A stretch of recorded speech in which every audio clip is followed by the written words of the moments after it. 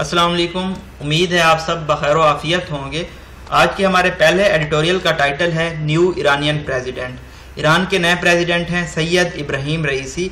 आज के एडिटोरियल में हम देखेंगे कि नए आने वाले ईरान के प्रेसिडेंट की क्या टेंडेंसीज होंगी, क्या रुझान होगा यूएस की जानिब और सऊदी अरेबिया की जानिब, और जो अल्ट्रा कंजर्वेटिव रवैया है ईरान का, क्या वो इसी तरह से परस्यू करेगा या इसमें हमें चेंज देखने में नजर आएगी। एडिटोरियल में गो थ्रू करने से पहले हम देख लेते हैं कि joint comprehensive plan of action क्या है। इसको कॉमनली ईरान न्यूक्लियर डील कहते हैं या ईरान डील भी कहते हैं। ये एग्रीमेंट है ईरानियन न्यूक्लियर प्रोग्राम के लिए जो कि रीच हुआ था वियना में 14 जुलाई 2015 में ईरान के दरमियान और P5 कंट्रीज के दरमियान, जिनमें यूरोपीय यूनियन के कंट्रीज भी शामिल थे।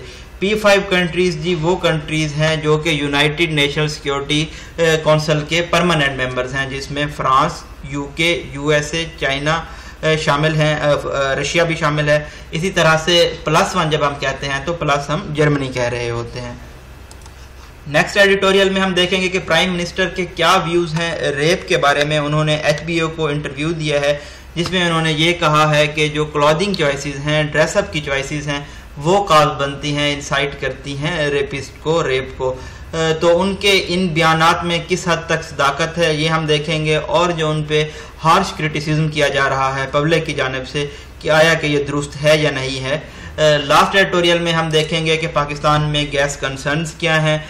सिंध में 2 गैस फील्ड्स बंद होने जा रहे हैं, और जो एंग्रो LNG कंपनी है वो करने जा रही है FSRU यानी कि floating storage and regasification unit के लिए वो पुल आउट करने जा रही है, जिससे गैस का ब्लैकआउट्स होंगे। तो क्या कंज्यूमर्स और हुकूमत के लिए ये ब्लैकआउट्स जायज़ हैं या कंपनी को प्लेंटाइज किया जाएगा या नहीं किया जाएगा, ये तमाम चीज़ें हम इस एडिटोरियल में स्टडी करेंगे।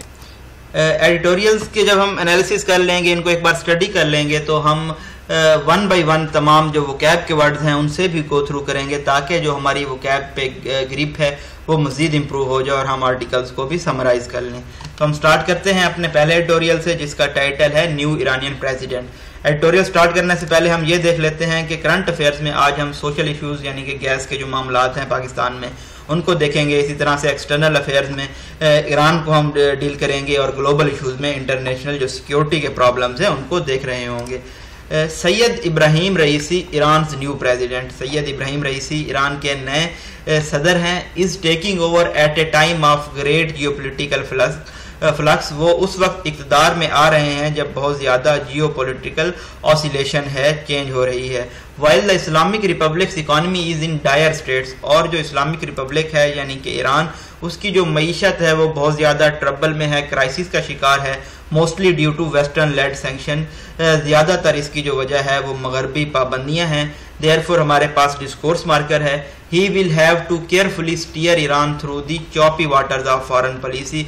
तो उनको अब ईरान को ये जो टर्बुलेंट टाइम्स हैं फॉरेन पॉलिसी के लिए, उनसे बहुत एहतियात के साथ लेके चलना होगा, as well as work to revive the better economy. और जो उनकी डैमेज इकानमी है, मईशत है, उसको बहाल करने के लिए भी काम करना होगा। क्वेश्चन हैव बीन रेज्ड, सवाल उठाए गए हैं about the democratic process in Iran. Iran में जो जमहूरियत का प्रोसेस है, अमल है, उसके बारे में। हाउएवर ताहम इट मस्ट बी सेड, ये कहना है ज़रूरी है, that while clerical controls over the selection of candidates filter out many hopefuls. यानी कि ईरान में जो जमहूरियत है वहाँ पे जो कैंडिडेट्स होते हैं, उम्मीदवार होते हैं, उनकी जो सिलेक्शन होती है वहाँ पे क्लरिकल कंट्रोल पाया जाता है। उनकी जो कमेटी होती है वो उनको कंट्रोल कर रही होती है। तो ये बहुत सारे जो लोग जमहूरियत की आज़ादी के बारे में, फ्रीडम के बारे में होपफुल होते हैं, उनको ये फिल्टर आउट कर देती है। Iran still have more functional democracy compare to many of its neighbour. लेकिन जो ईरान की डेमोक्रेसी है, जमहूरियत है, वो अभी भी बहुत ज़्यादा फंक्शनल है अगर हम इनके पड़ोसियों से इनको कंपेयर करें, जिनमें अरब के एब्सोलूट मोनार्कीज शामिल हैं, यानी कि वहाँ पे जो हुक्मरानी का तर्ज अमल है, वहाँ पे मोनार्क्स पाए जाते हैं और प्रेसिडेंट रहते हैं तमाम उम्र के लिए। सऊदी अरबिया में देख सकते हैं, यमन में इसी तरह, शाम में बशारुल असद हैं, इसी तरह से आप तमाम ममालिक में देख सकते हैं। Turn out in the presidential election was reportedly low. जो टर्न आउट था, वोटिंग की शरह थी सदारती इलेक्शन में, वो बहुत ज़्यादा कम थी। And mister Raisi the countries farmer chief justice, और इब्राहिम रईसी मुल्क के चीफ जस्टिस भी रह चुके हैं। क्रूइज टू एन ईजी विक्ट्री, तो उन्होंने सेल किया है, जर्नी किया है एक आसान फतह की तरफ। दो western media has used a number of adjectives to describe the new Iranian president, जो मगरबी मीडिया है उन्होंने बहुत सारे इस्तियारे इस्तेमाल किए हैं नए ईरानियन सदर को डिस्क्राइब करने के लिए। द फैक्ट इज़ दैट, हकीकत ये है, he is conservative with close links to the ruling establishment, वो एक कंजर्वेटिव लीडर हैं और उनके बहुत ज़्यादा करीबी तल्लुकात हैं एस्टेब्लिशमेंट के साथ, which means there will be largely be a consonance of policy. तो यहाँ पे जो पॉलिसी का एग्रीमेंट है, कंकॉर्ड है, अकॉर्ड है, कॉन्सोनेंस है, वो हमें देखने में नजर आएगा between the presidency and supreme leader, president और सुप्रीम लीडर के दरमियान। Mister Raisi's victory and defeat of Iran former central bank governor, mister Raisi की जो फतह है और जो ईरान के पिछले सेंट्रल बैंक के गवर्नर थे उनकी जो हार है, डबल डैशेस में बताया गया है, who was seen as representing Hasan रूहानी, जो कि हसन रूहानी जो पिछले सदर थे उनको सपोर्ट कर रहे थे इन दी प्रेसिडेंशियल रेस, प्रेसिडेंशियल इलेक्शन में, signal that the Iranian people were unhappy. तो ये इनकी जो फतह है ये शो कर रही है कि जो ईरान के लोग हैं वो नाखुश थे जो मईशत की सूरत हाल है उससे। अच्छा, जो ईरान में पॉलिटिकल सूरत हाल है या पॉलिटिकल इलेक्शन का प्रोसेस है ये थोड़ा डिफरेंट है दूसरे जो डेमोक्रेटिक कंट्रीज होते हैं उनकी निस्बत, वहाँ पे एक सुप्रीम लीडर होता है। तो अगर आप पॉलिटिकल साइंस के स्टूडेंट हैं तो आपको अपने पॉलिटिकल साइंस के सिलेबस में ईरान का जो पॉलिटिकल सिस्टम है उसको भी स्टडी करना पड़ेगा। A central plank of Rouhani government was the economy would surge as benefits of 2015 nuclear deal. जो सेंट्रल जो फंडामेंटल पॉइंट था रूहानी की हुकूमत का कि जो मईशत है वो इंक्रीज होगी, एस्केलेट होगी, आगमेंट करेगी या सर्ज होगी, क्योंकि 2015 में तब न्यूक्लियर डील हो चुकी थी और इसके फवायद जो हैं वो सामने नजर आएंगे। Of course this failed to happen, लेकिन ये जो था ये नहीं हो सका, नाकाम हो गया, क्योंकि जो डोनाल्ड ट्रंप थे अमेरिका के previous president, torpedoed the deal in 2018, तो उन्होंने इस डील को 2018 में डिस्ट्रॉय कर दिया, रूइन कर दिया। Now if the West wants to prevent Iran from further hardening its stance, अगर अब मगरब ये चाहता है कि ईरान अपना जो इनका स्टांस है उसको मजीद सख्त ना करे, it must ensure all parties implement the JCPOA, तो इनको ये यकीनी बनाना होगा कि तमाम पार्टीज अब नफाज करें JCPOA का। ये जो joint comprehensive plan of action है इसको हम आर्टिकल के स्टॉल में डिटेल से डिस्कस कर चुके हैं। And Tehran starts to benefit economically from it, और तेहरान को मईशी तौर पर इससे फायदा हासिल होना स्टार्ट हो जाए। Mister Raisi has also said he is ready for peace with Saudi Arabia, mister Raisi ने यह भी कहा है कि वो सऊदी अरेबिया के साथ अमन कायम करने के लिए भी तैयार हैं, विच इज़ वेलकम, जो कि खुश आइंद है। Meanwhile spoilers must be kept at bay, इसी असना में जो स्पॉयलर्स हैं जो अमन को ख़राब करना चाहते हैं उनको साइड पे रखे जाना ज़रूरी है।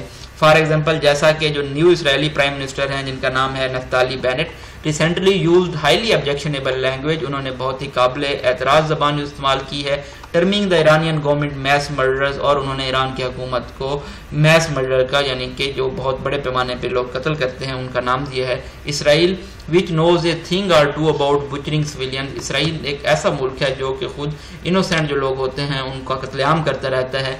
Should be the last two point figures at others, उनको आखिरी मुल्क होना चाहिए या जो कि दूसरों पे उंगलियां उठाते हैं या सवाल उठाते हैं।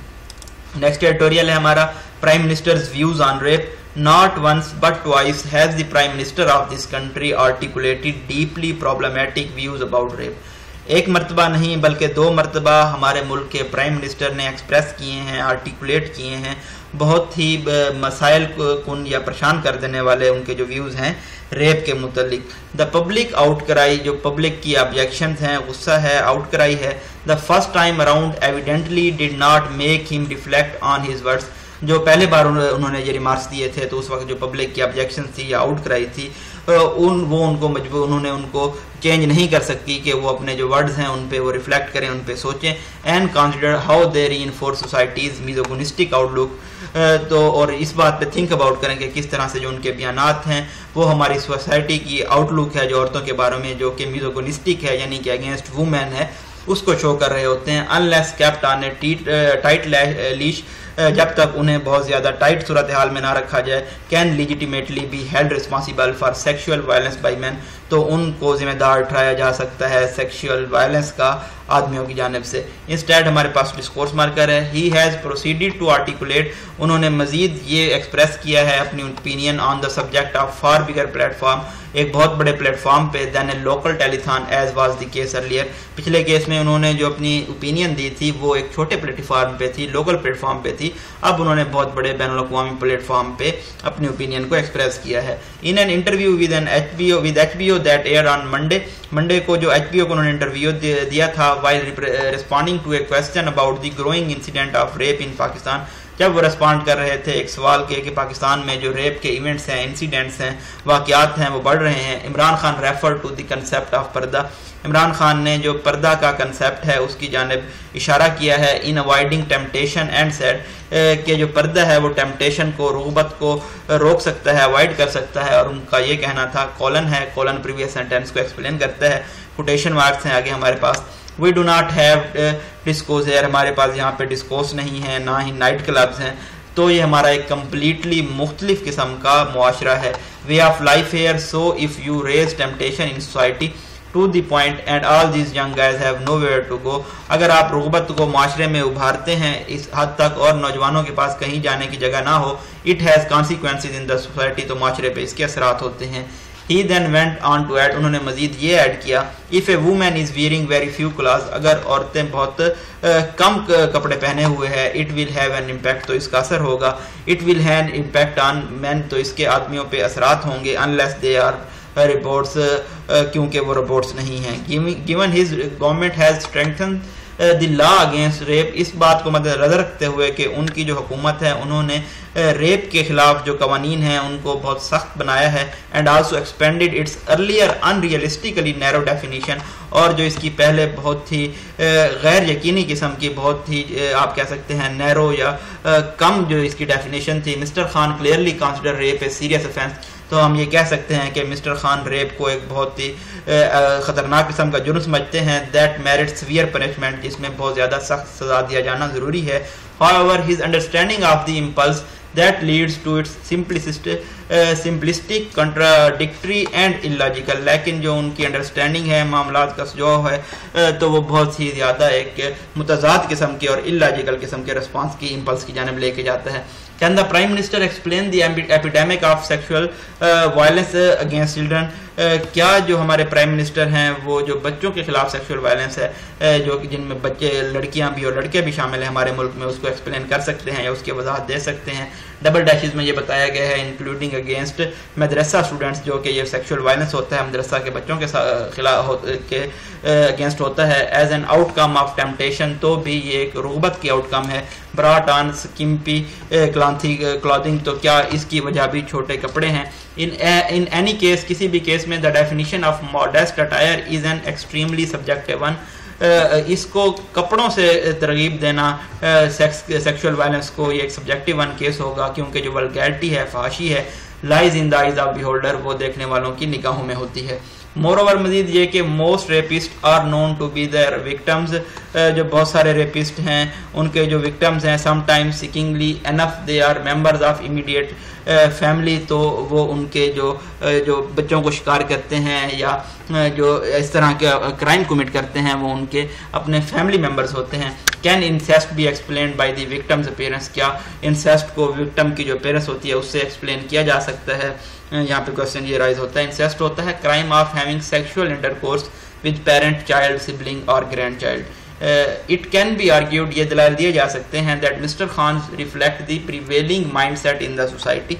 मिस्टर खान जो उन्होंने अक्कासी की है, ये जो बहुत ज़्यादा माइंडसेट पाया जाता है हमारे माशरे में उसकी, that reduces rape to the consequence of sexual frustration, जो रेप को क्या नतीजा करार देता है, सेक्सुअल फ्रस्ट्रेशन का, जो कि प्रोवोक की जाती है, इंसाइट की जाती है विक्टिम की अपीयरेंस से। But there is difference between an ordinary member, लेकिन फ़र्क है एक आम आदमी में जो कि अवाम का है, और someone in A position of authority, और एक ऐसे शख्स में जो कि एक अथॉरिटी की पोजीशन पे है, taking a stance that appears to condone rape, ऐसा स्टांस लेने में जो इग्नोर करता है रेप को in a manner of speaking and puts the onus on the victim, और जो रिस्पॉन्सिबिलिटी है, जिम्मेदारी है, वो विक्टिम के ऊपर डाल देता है। It reinforces a dangerous narrative that seeps into how sexual violence is investigated.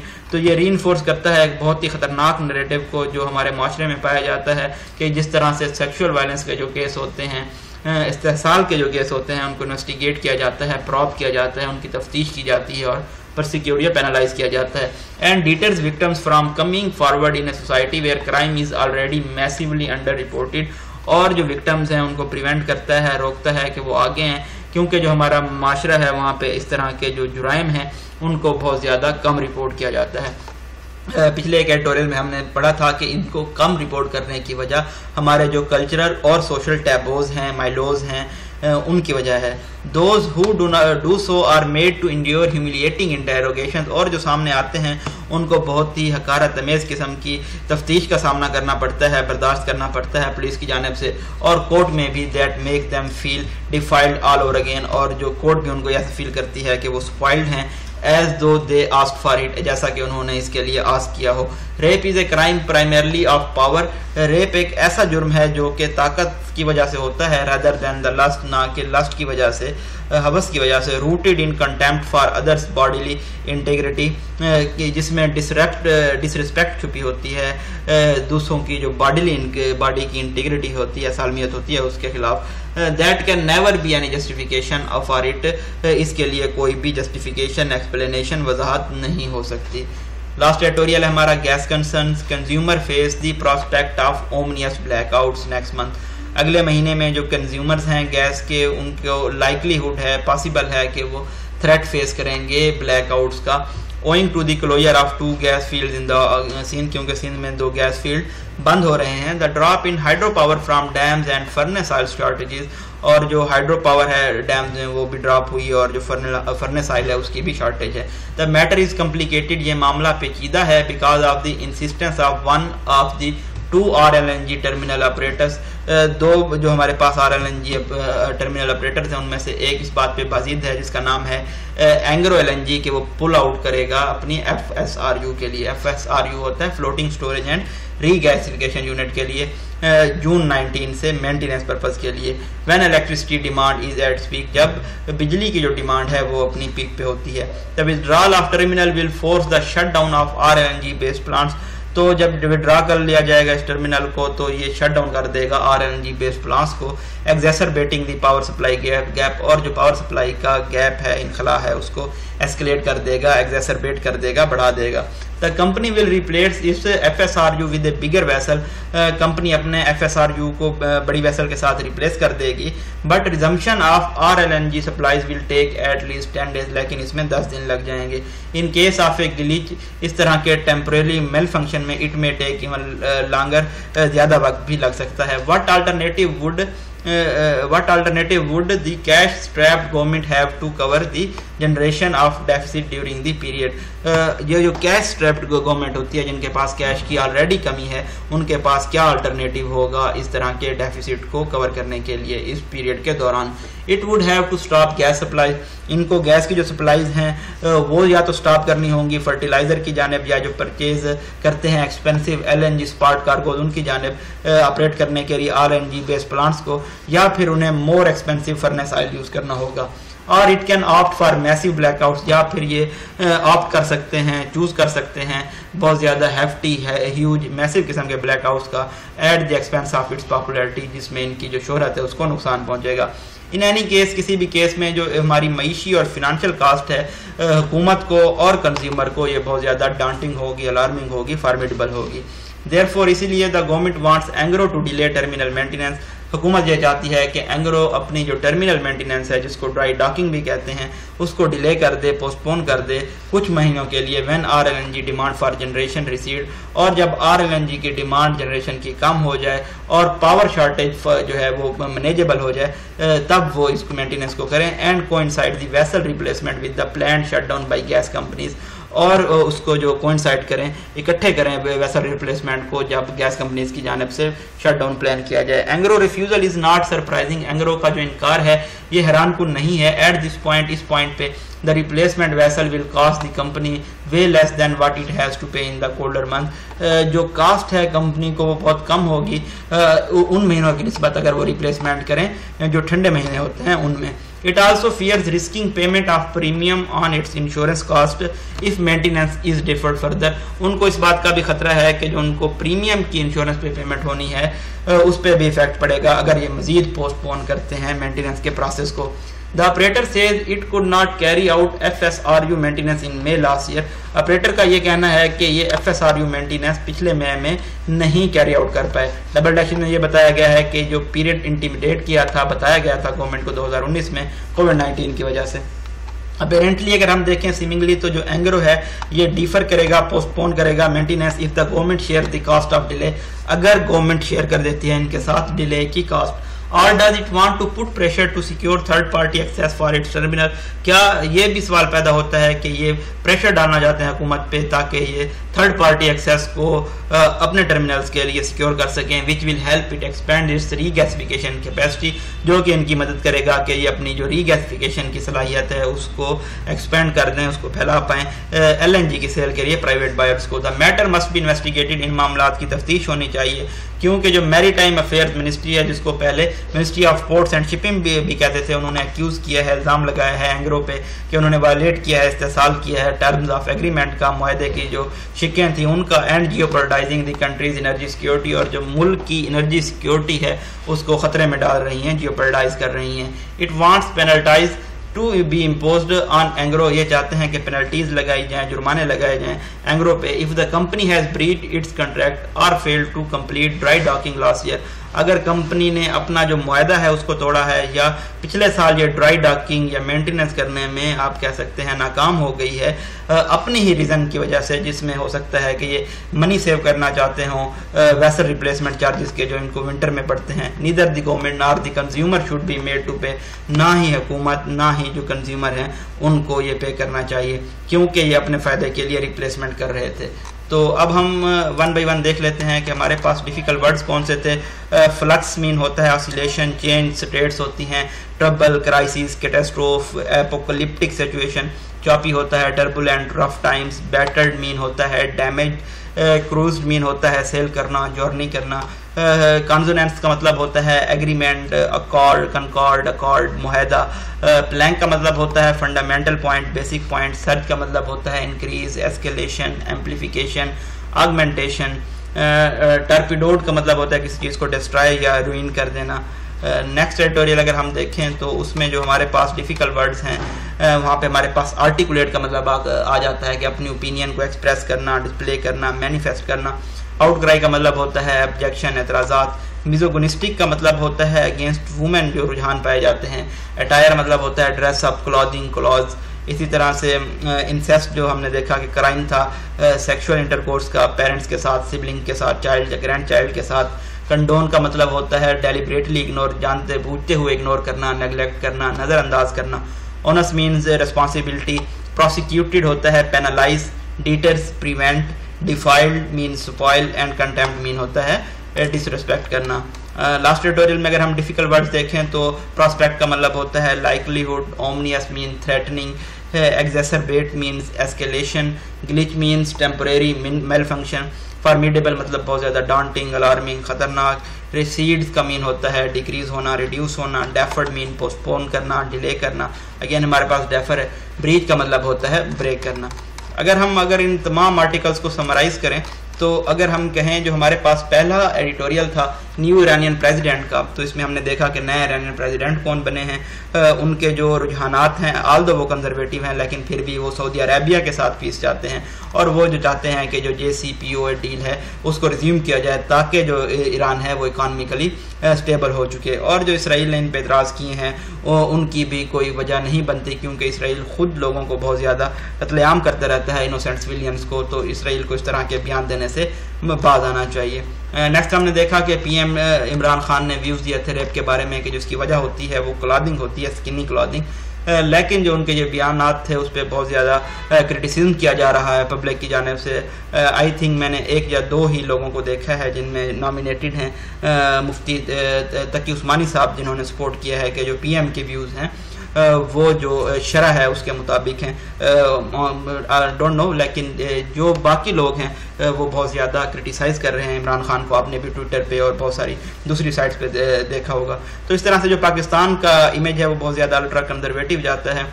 और जो पाकिस्तान में इंसिडेंट्स हैं हमने देखा मदरसाज में बच्चों के साथ, छोटे बच्चों के साथ, तो वो भी इंक्रीज़ हो रहे हैं। तो इसकी जो वजह है वो क्लॉथिंग नहीं हो सकती, बल्कि इस तरह के रुझान हो सकते हैं।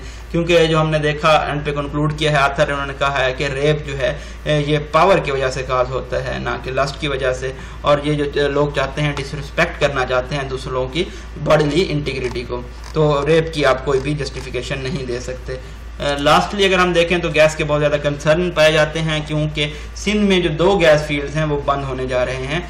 और जो ड्रॉप है हाइड्रो पावर में वो भी है, फर्नेस की ऑयल शॉर्टेज भी पाई जाती है, क्योंकि जो एंग्रो कंपनी है वो मेंटेनेंस करना चाहती है और हुकूमत चाह रही है कि ये अभी मेंटेनेंस ना करें और सर्दियों में मेंटेनेंस करें। लेकिन कंपनी का ये कहना है कि अगर ये सर्दियों में मेंटेनेंस करते हैं तो इनको फर्स्ट ऑफ ऑल तो कास्ट ज़्यादा पड़ेगी, दूसरी बात ये होगी कि इनकी जो इंश्योरेंस है उस पर भी, उसके प्रीमियम पे भी इफेक्ट पड़ सकता है।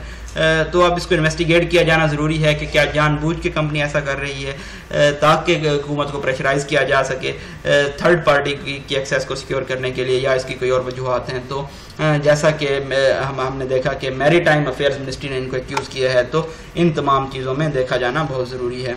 ये जी ब्रीफ एनालिसिस था जुलाई 23 के एडिटोरियल का। आप हमारे चैनल को सब्सक्राइब कर सकते हैं डेली अपडेट्स हासिल करने के लिए। अपनी दुआओं में याद रखिएगा। अल्लाह हाफिज़।